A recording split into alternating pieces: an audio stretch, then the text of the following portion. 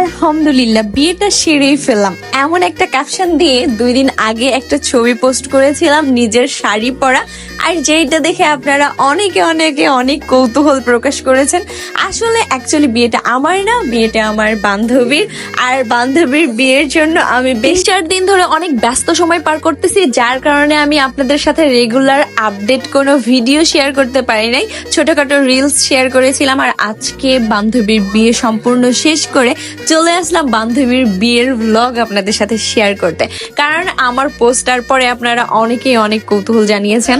তো আমরা সকাল সকাল ঘুম থেকে উঠে বান্ধবীর জন্য গায়ে হলুদের যে ফুল বা সাজসজ্জার যা যা লাগবে সবকিছু কেনাকাটা করার জন্য বান্ধবীকে সাথে নিয়ে চলে গেছিলাম।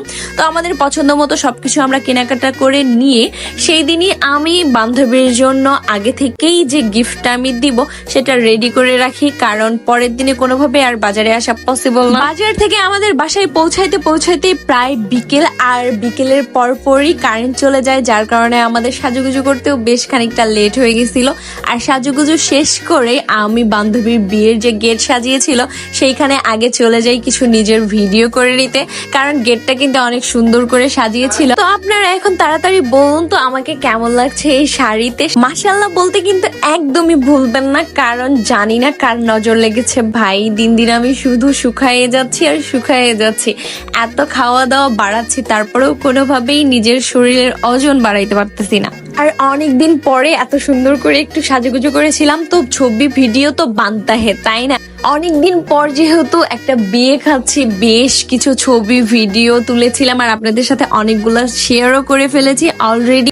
ছবি তোলার পর্ব শেষ করে চলে গেলাম আমরা সবাই মিলে খাওয়া দাওয়া করতে। অলরেডি আমরা খাওয়া দাওয়া করতে যাইতে লেট, সবার খাওয়া দাওয়া হয়ে গেছে আর আমরা চেয়ারে বসেই আমাদের খাওয়া দাওয়া শেষ করতেছিলাম। নওগাঁর বিয়ে বাড়িতে আর কিছু থাকুক না থাকুক, খাবার আইটেম আলুঘাটি কিন্তু থাকবে মাস্ট। তবে বিয়ে বাড়ির আলুঘাটি কিন্তু একটু বেশি মজা হয়, তাই না?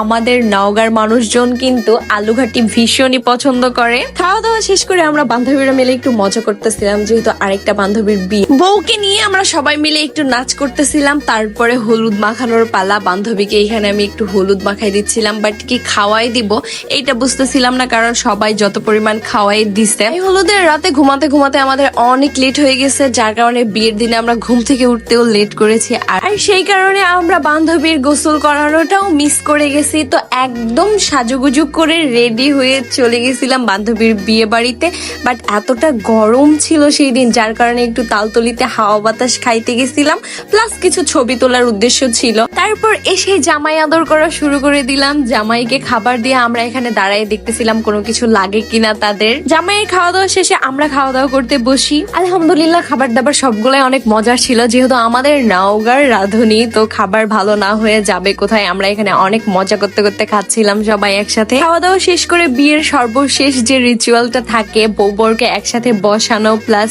যাদের যা কিছু দেওয়ার ইচ্ছে থাকবে সেই সময়টাতে দেয় আমাদের নওগাঁর আঞ্চলিক বিয়ের অনুষ্ঠান অনুযায়ী। তো সেইখানে বসানো হয়, আর আমি আর জিনিয়া বান্ধবী এইখানে বর বউকে মালা পরাই দিচ্ছিলাম। তো আশা করি আপনারা এই বিষয়টা ক্লিয়ার হয়ে গেছেন, বিয়েটা অ্যাকচুয়ালি কার ছিল। যাই হোক, যারে বিয়ে হোক, আপনারা দোয়া করবেন বিবাহিত দম্পতির যেন বিবাহিত জীবন খুবই ভালো কাটে। সবাই ভালো থাকবেন, সুস্থ থাকবেন। আল্লাহ হাফিজ।